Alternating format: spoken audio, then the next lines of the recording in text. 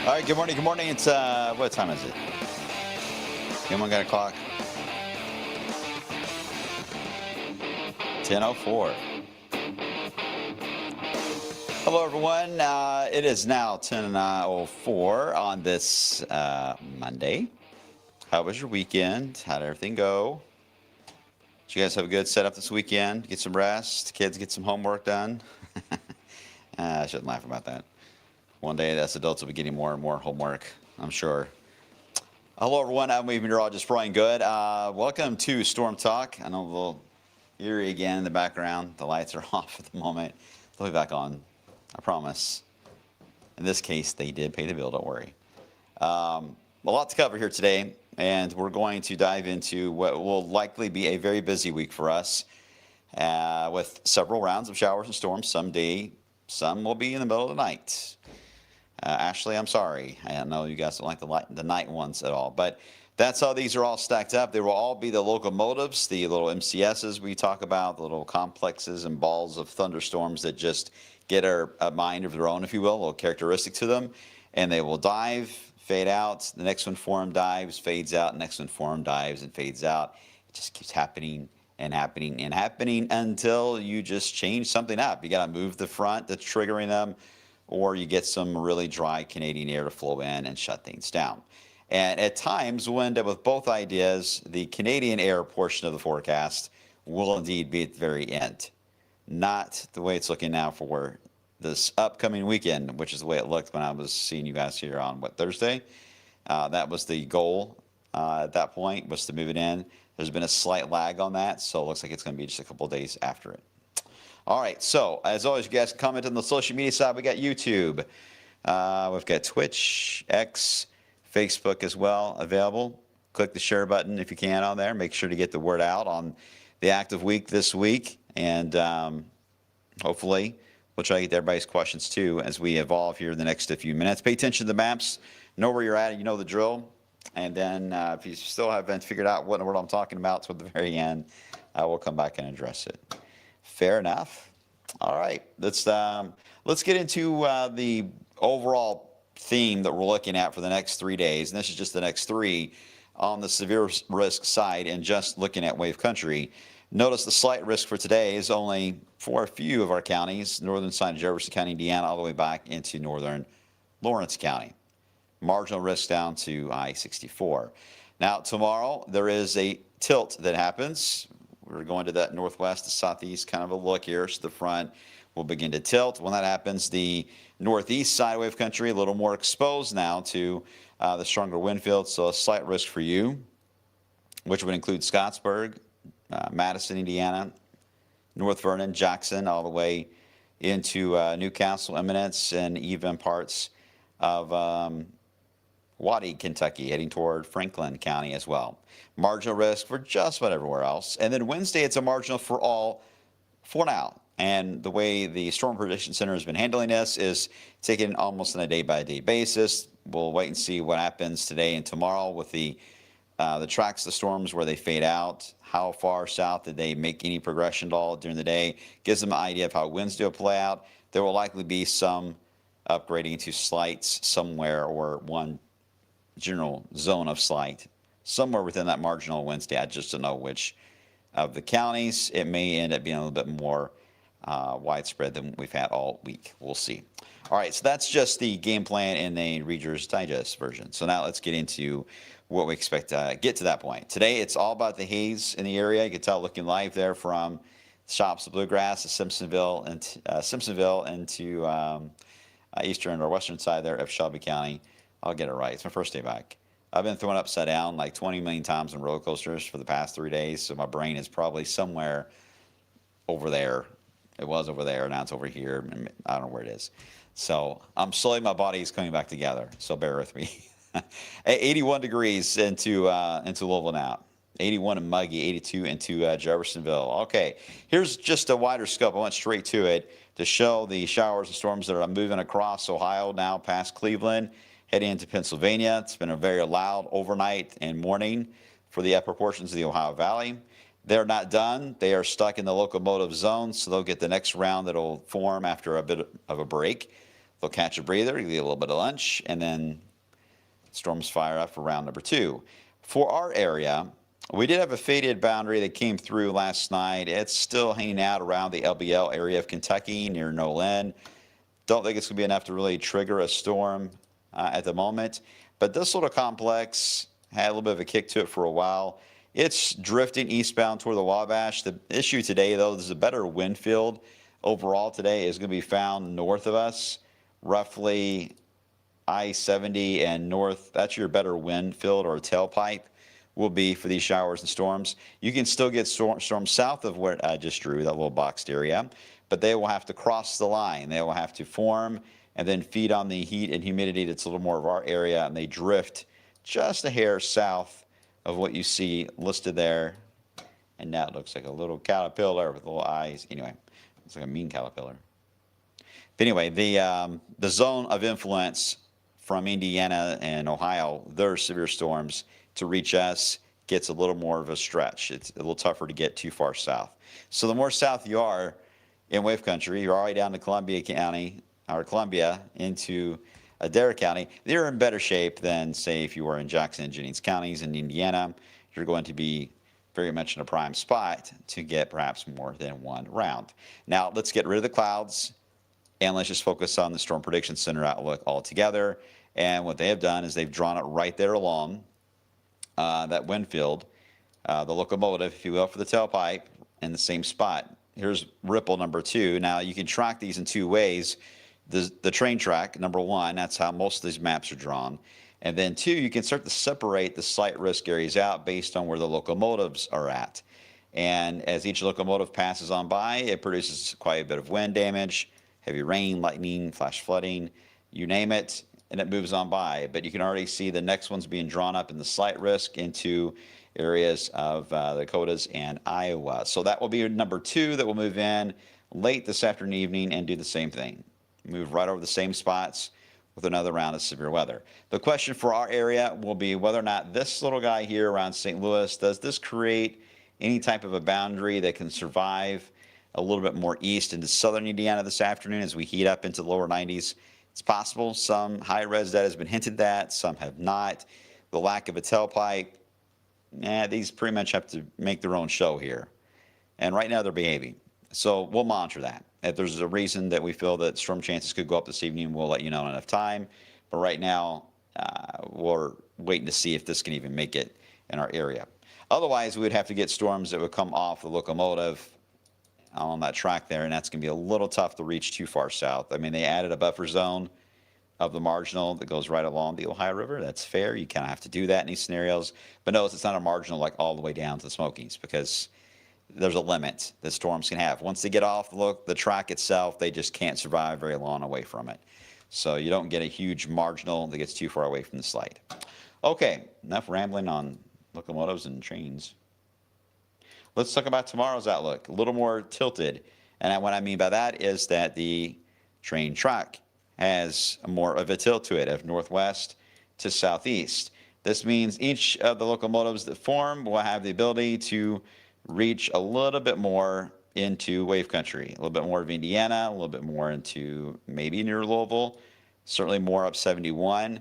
So they will feed as they move along. They will try to drift over the line further than expected, so the marginal goes down in that same fashion. So this would include just about everybody in wave country would have some influence. The exception may be Litchfield and Hart County. You may be just far enough away from the train track, you may not have as much to worry about for tomorrow on these storms, but again, they do have a personality of their own to them, so we just have to wait. The timing of this, the Tuesday round, there's 2 times that are showing up. There's a morning round that moves by that may give us midday storms tomorrow. And then there's a lull, and then the second one will arrive maybe a little bit more south than the first one, and that one could be more of a 8 p.m. to midnight ordeal. So it could be a double whammy that could influence part of the region for your Tuesday. We got the alert day out just to be on guard, especially those north and east of Louisville, because these not only can produce some wind damage, but remember what I've said several times this season, you're getting wind damage, or at least wind gusts, that are coming from an odd direction here from the north. Our trees are not fully capable of handling that as well as if they were tracking more west to northeast. So therefore, we do seem to get more tree damage reports in these scenarios. So even if it's sub-severe on wind, you can get tree damage. Now, we haven't had overly wet ground recently. So if we get quite a bit of rain, say today, in some spots, including the Louisville Metro, then that could be a game changer with tomorrow's storms. Our wind damage potential will go up. But if we stay dry through this evening, I doubt we'll get too many issues on the wind damage with at least the Tuesday round. But each day we add a soggy ground to the mix here, and we start to get high rain totals, and then still get these wind events on a daily basis, we're going to see problems just kind of accumulate until the end of the week. Okay, one more day to get through, and that's going to be Wednesday, and that's when the entire boundary slides just a bit more to the south. Why no slight risk? At this point, we don't know where the actual locomotives will be. We know the train track will be across the entire region, but as far as where to draw the locomotive potential, that will take a little bit more time from the Storm Prediction Center once their confidence comes up. You can track these ripples. If you are a big weather watcher, you can track them at 500 millibars. But once you get a better handle of when they're going to start dropping down, then it's pretty easy. At that point, you'll see a locomotive show up a little ripple. Then what you do is you take the marker and you just draw a slight risk zone out in advance of the path of it, and that'll be your map for the day. And they probably won't do that until tomorrow or maybe the day of. Okay, so what I'm going to do, and I'm going to show you the in-house graph model just to give you something to use. They're all not doing great, especially with MCSs, only because with MCS complexes, if you're off on one, especially how they initialize, because they move so fast, they move a lot faster than the models say. Models really have a tough time on speed with these things, so I'm going to show you Futurecast. You're going to see the clock in the top left, but please let me caution you that top left clock may not be accurate. You got to do a plus or minus as much as 5 hours with some of this. I know that's really hard to plan your day out when you got to, plus or minus 5 hours at 12 noon. Well, that makes a huge difference in whether or not you need to run errands or go to the doctor's appointment or mow the grass. Totally understand that. But when you get in these scenarios, there has to be a buffer to them since they are so sensitive to other influences prior to it and after. Okay, so here we go. We'll start with today's outlook in a couple hours. It's saying that whatever happens in Illinois, it wants to try to develop something in and around the Louisville area. It tries. I don't know how successful it'll be. About 4:30, it's picking on Lexington now and Bucky's, heading toward Richmond. The rest of the area just hot and humid. Again, there's not a lot of triggers until you find one on the radar you can track like we do in Illinois. You just got to watch them carefully and see where they go. Otherwise, you're not going to have much to fire any storms off. You can have all the fuel you want, but if you can't have anything to lift the air and get things going, then you just have a hot, humid, typical summer day. Different story, of course, for the train track up north. They're resetting right now. You saw how active the radar is at the moment. So it'll take them much of the day today to repower back up. But once they do, the storms will begin to fire. The graph model likes this right here, doesn't it? Even 11 o'clock at night keeps one to fire over us. That looks very heat island based. Possible. Need more proof on that one to fire. Here comes your overnight into early Tuesday round. Right over Indianapolis. This is wave number 2. This is the one that's rolling in later today out of Iowa. It will then be here by 6 a.m.-ish on Tuesday. Well, this is a little further west than some of the models have indicated other high-res data. Some have it blowing up a little more over toward Dayton, Ohio, Columbus, Mansfield, Ohio, somewhere in that area. That will matter because these do have a tail. Remember the comma shape they have, like the letter on your keyboard, kind of a comma. That's what they typically look like. But when you have a very hot environment to their south, their shape, they still have the ball look to them, but the tail is very slanted to where it almost looks like a snail. And it's this portion that has the strongest wind, too, is right there on that little tail portion of it, but the tail curls up right up against the comma, if you will, the comma head, in these kind of scenarios. So as we start off with Tuesday morning, We'll advance it, and it just tries to clear out the entire Ohio Valley. It's pretty remarkable to see that at 12 noon, it's got us in the 70s with one of the biggest cold pool events I've seen in a long time. That would be significant. I mean, that's a lot of wind, but at the same time, boy, that would really reset your air. Not all of them have this. Some don't even have the MCS even going yet at 12 noon. So you can see the challenge we got. We're trying to sift through the data. I'm giving you something visual, but our thoughts on it is you've got to heat up. Once the MCS forms, it gets pretty easy from there. Our alerts on the app will start to ramp up. We're going to start giving you more specific times, locations.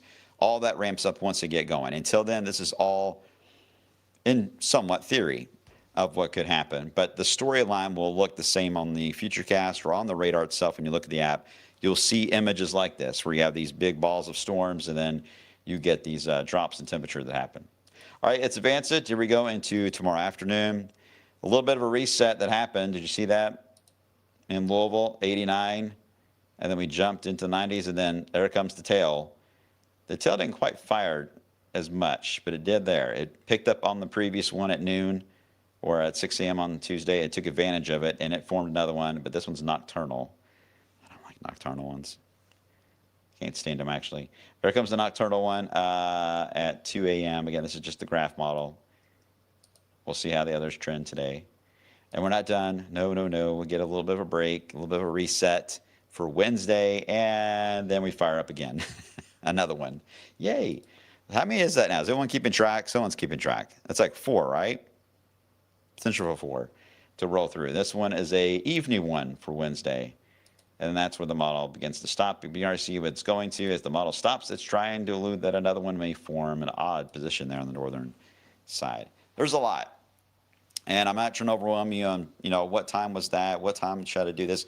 Don't worry about times specifically yet, whether it's going to influence your morning route or evening route. Don't worry about it yet. We're going to be doing this on a day-by-day basis. If I start focusing on when on Thursday you're going to get rain, I am purely guessing. It's too early. But what I can tell you is that every day this week, we are going to face this kind of a scenario where the radar is going to fire up with these complexes of storms, very erratic in motion, heavy rain, some lightning, tornado potential. It's not zero, but you can, especially in the apex of the comet itself, you can get sometimes some brief tornado warnings, but this is more of a straight line wind type of deal. And very heavy rainfall, even some hail, and a lot, and I do mean a lot of lightning that can fall with these. So it's just going to keep us on our toes. And when it's not stormy, as you saw there, the atmosphere recovers. And guess what? It recovers with temperatures in the 90s, the heat index in the mid-90s. It will be a steam bath outside in between these storms. You almost want it to rain just to get the air to calm down a bit. But that's the way we'll hold on to this until we get into parts of the weekend. Now, as we head into the weekend, we are going to get a little bubble of heat that I'm hoping will be able to calm the radar down briefly, but it doesn't last long. We do have another phase of storms we'll have to get through. That may be about a week from today, next Monday. And then we get into what looks to be the brief little reset that happens still around the 17th-ish of the month. We may get down to the low to mid-80s. I don't think we'll get into the 70s, but I do think we'll reset the air a bit before we start all over again. Later into the end of August into September, I'm sure. All right, here's the 10 days it stands, though. Only one alert day. That's for tomorrow. Caution you guys, additional alert days are likely. We're just trying not to overwhelm you all and get confusing with so many different alert days on here when we really want to raise the flag for the ones we feel more confident confident in the timing of, and they may be issued daily for that particular day or that next day ahead. Does that make sense? We try to get these as precise as we can. Our track record is good on these alert days, so we don't want to just throw them out just to throw them out, despite popular belief. We don't. We want to make sure that we're doing this so you can plan accordingly, especially with everyone back to school. And let's hope that all we get is just rounds of heavy rain and to water the gardens, but not too much where it floods everything. Because we haven't said that in a while. We've been a little bit dry. All right, what questions can I get to? This is going to be one of the wettest years ever. It's on track to be a decent wet year for us. Yeah, we'll see what happens. We're about to enter the typical driest time of the year as we head into August, September, and October, our driest periods. Will they be this year or not? Or will we keep going with the same game plan here? So far, the data seems to indicate the same old song and dance is going to continue. So that could be interesting. Hey, Carrie, I'm going to Louisville at 4 p.m. tomorrow. Not to see, it's definitely going to be waiting. I'll wait until 5. Well, there you go. Be safe traveling, Carrie.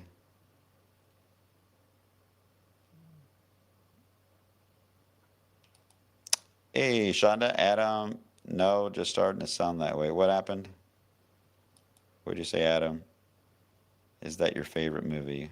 What movie did you quote there? Groundhog Day? Oh yeah, yeah. Come on. I mean, I feel like Groundhog Day every day. No matter what's going on in my life, I always quote it like, I just feel like Phil Connors is here somewhere. Alert week at this point. Yeah, it's happened before. Usually when you have more confidence in a wintry setup, especially, or Arctic blast that lasts 3 or 4 days, those are a little easier to issue multiple days on. When you have MCSs, it's too hard to do an alert day every day for an MCS because they're so erratic. They could completely miss you, and you have nothing going on the entire day, or they can clip just a few of your counties and then nothing happens. So we try to restrict them to where our confidence is most highest or greater for us to feel some impacts from these. So while we could get some thunderstorms this afternoon, I'm not ruling it out. We're keeping odds at 30 and watching it. The odds for tomorrow do seem a little bit higher on getting the action out of Illinois and Indiana to reach us a little more easier than when it has before. And then Wednesday, it should be right over us. Thursday, I don't know. Thursday into Friday gets a little weird because at that point, we're going to try to get back into the heat bubble for a few days. That may calm the radar down. That's why the 90s are showing up again toward the weekend. But we're not done. It's still basically the same atmosphere. We just move the train track a bit, but it'll come back through again probably a week from today. We just need to get to the other side of it. If we get to the other side of it, we're in the calmer air, more refreshing. It's nice. It's nice. I like that. Hey, Jacob. What was your question? Any word on the tropics? I haven't seen anything recently, to be honest. I haven't really been looking down there as much as I normally would this time of year, but I have not seen any sign of anything imminent in that area. Hey, Dave and Jean, is this the super El Nino summer effect? El Nino is starting to affect more so the west coast and the jet stream, the jet being really strong over the Rockies, and then these lows just hit a roadblock in Canada and dive down. So that keeps the Midwest in a severe zone, keeps us in a constant Northwest MCS zone in a way. So while not directly El Nino, it's what's going on with El Nino for the Pacific is indeed starting to have influence on our weather pattern for sure. You are still talking? Yeah. I walked by here 30 minutes ago. It's a weather blog. This is what I do. I just talk and ramble. Minutes ago, and you were, and I was like, he surely will be done. Yeah. Still going. Everyone say hi to Myra. Hi. Oh my gosh, I missed you so much. Oh, I miss you too. It's been we have not been together for over a week. It felt like a year. Yeah. It did. Are you gonna cry? I am. She's not gonna cry. So how was the beach? Beautiful. Yeah. Navarre, Florida, if y'all have been there. If you haven't been there, you need to go. Beautiful white sand, emerald green water, just stunning. Stunning. It was our second time there. Second time? Yeah, we went last year and we loved it so much we went back. What was the wildest thing you saw in the water? Anything? There was dolphins, fish. Yeah. But the ocean, or the water and the beach were so clean. It was crazy. Yeah. Because we went to Hilton Head. Yeah. 2 weeks before The Atlantic that. is pretty brown. Yeah. And the beaches at Hilton Head were not, and I'm not dissing Hilton Head, don't think that. Joel's not on here, don't worry about it. But the water and the beach were just immaculate. I'm jealous. Me too. Yeah. I was riding around roller coasters. Were you? That sounds like a Again. nightmare. Why would you do that? Yeah. I got pretty tan. Well, you look great. I'm glad to have you back. Thank you, missed you. I missed you. I think I missed you. I'm pretty sure I did. It's only Monday. I'm pretty Guys, sure I did. he missed me. He was curled up in I'm a pretty ball, sure. crying he missed me so much. Yes. What But we does have that so say? many videos. What is everybody saying? I don't know. I can't read that half the time. Oh my And they gosh. make fun of me like, I can't read it too. Brian's ignoring my comment. It's like, I'm not ignoring your comment. I just don't know I what can't in the world you see. said. I can't see it. I need my cheaters. How do you spell Myra's name? Well, we all spell it differently. And my sister's name's Maria, so it makes it even worse. Usually when people say Maria, I respond because I feel like they're trying to say my name or spell my name, and like, yes, present. Yeah. Yeah. Anyways, I missed you. Missed you loads. It's great when you can come back and see your friends at work is not work when you see your friends, right? Yes. It's always fun at 3 o'clock. Always. You missed me. We never get anything done. No. We get lots done. Don't say that. The managers are watching. Oh yeah, we got get lots. everything done. We get go lots, above and beyond. Lots done.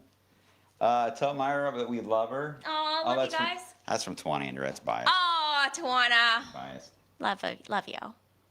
Hilton Head has a nice beach. No slander allowed. Sorry. No, I wasn't. Please don't take it that way. I wasn't. Don't worry, I'm just gonna ban him anyway. He doesn't watch anymore. Chris Evans, where's your name? Hilton Head was actually, I loved Hilton Head, just the beautiful city, what? Yeah. She didn't bring any chocolate. Last time when you come in here, you bring me chocolate. Oh yeah, I didn't. You're right. I'll get you something. Yeah, thanks. I've got to stream something. Looking Are you almost done? beautiful. Oh, thank you. Yeah, I'm almost done. I gotta get out of here. Carrie is in our chat, and Carrie from Indiana always says that I can only go 30 minutes, and I'm not allowed to talk any longer. So I try to wrap these up Done. as quick as I can. Yeah. All right. Thanks for visiting, Myra. I will see you guys coming up today at 30 minutes on midday at 11 a.m. And Myra and I will see you coming up today at 3 o'clock. Hope you guys have a chance to tune in. Thanks for watching. I'll see you guys on the flip side.